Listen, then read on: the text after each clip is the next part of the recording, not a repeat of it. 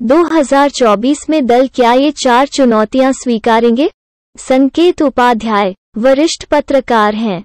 इनसे जानते हैं ये चैलेंज कौन कौन सा है। चुनावी सीजन हिंदुस्तान में हमेशा ही रहता है चुनावी, लेकिन लोकसभा चुनाव और उसकी तैयारी हमेशा महत्वपूर्ण रही है। 2009 में हार के बाद भाजपा ने 2010 से ही चुनावी यात्रा शुरू कर दी थी। तब मुद्दा भ्रष्टाचार था, उसी पर रैली वादे होते थे। नतीजा सबके सामने 2014 में आ गया। यह हुई इतिहास की बात।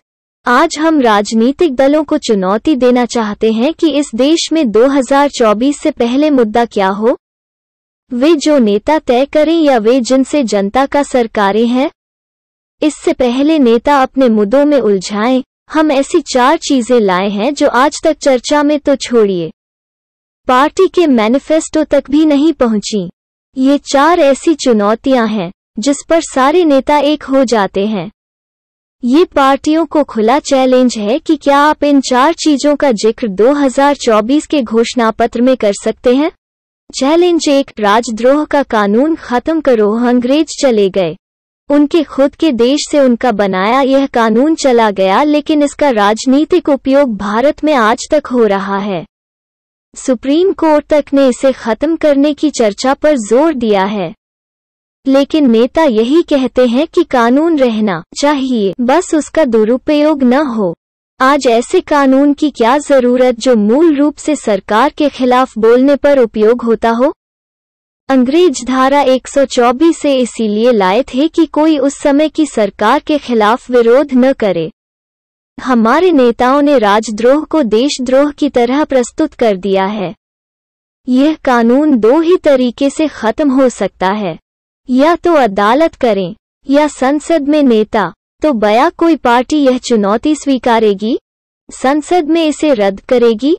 Challenge 2, police reform. भारत की पुलिसिया प्रणाली में 1861 से कोई विशेष बदलाव नहीं हुआ है।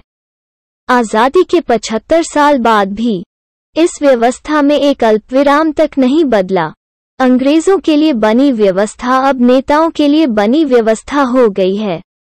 तमाम सरकारें आरोप से घिरी रहती हैं कि वे पुलिस के डंडे के बल पर चुनाव अपने हिसाब से कर लेती हैं। विपक्ष भी हमला करता है, लेकिन खुद सत्ता में आकर उसी पुलिस सिस्टम को अपने लिए इस्तेमाल करता है। जैसे उत्तर प्रदेश के पंचायत चुनाव में जिस पुलिस पर सरकारी दबाव होने का आरोप सपा ने लगाया, वैसा ही आरोप उन पर 2015-16 में लगा था। पुलिस व्यवस्था बदलने पर कई लोगों ने रिपोर्ट लिखी है, सुझाव दिए हैं। एडमिनिस्ट्रेटिव रिफॉर्म्स कमीशन की दूसरी रिपोर्ट ने 2007 में ही सुझाया कि पुलिस का राजनीतिक उपयोग इतना है कि पुलिस अब निजी व राजनीतिक इस्तेमाल का औजार बन गई है। नेशनल पुलिस कमीशन 1977, रिबेहरो समिति 1998, पद्मनाभैया समिति 2000, मलिमत समिति 2003, यहाँ तक कि 2006 में सुप्रीम कोर्ट तक के निर्देश तक करीब 8 प्रयास हो चुके हैं पुलिस सुधार के, लेकिन पुलिस नेताओं और सत्ता के चंगुल से बाहर नहीं आ पाई। तो है किसी पार्टी में दम जो जनता से वादा कर सके कि पुलिस को आज कर उन्हें मजबूत बनाएंगे। चैलेंज 3, स्वास्थ्य पर जीडीपी का 6% खर्च। भारत स्वास्थ्य पर जीडीपी का मात्र 1.26% खर्चता है। स्वास्थ्य व्यवस्था खस्ताहाल है। नेशनल हेल्थ पॉलिसी 2017 का कहना है कि सरकार को हेल्थ बजट 2025 तक 2.5% कर देना चाहिए। इस प्रस्ताव में तब कोरोना जैसी बीमारी के बारे में नहीं सोचा गया था। विशेषज्ञों का मानना है कि जीडीपी का 6% हेल्थ बजट होना चाहिए। डेटोल कंपनी द्वारा किए गए सर्वे में पाया गया कि स्वास्थ्य पर खर्च देश की अर्थव्यवस्था को 37% मुनाफा दे सकता है। कोरोना की मार के है यह क्यों नहीं हुआ? क्या कोई पार्टी यह चैलेंज लेगी, इस मुद्दे को मैनिफेस्टो में डालेगी? चैलेंज 4, शिक्षा पर 6% खर्च। जनसंख्या नियंत्रण कानून पर खासी चर्चा हुई, लेकिन बिहार के मुख्यमंत्री नीतीश कुमार इससे सहमत नहीं हैं। वे कहते हैं शिक्षा जो बदलाव और जागरूकता ला सकती है, वो कानून नहीं, और यह हमने होते देखा है। फर्टिलिटी रेट लगातार कम हो रही है। वर्ल्ड बैंक के मुताबिक 1960 में एक औरत 5.91 बच्चों को जन्म देती थी। यह संख्या 1990 में 4, 2000 में 3.30 और 2018 में 2.22 हो गई।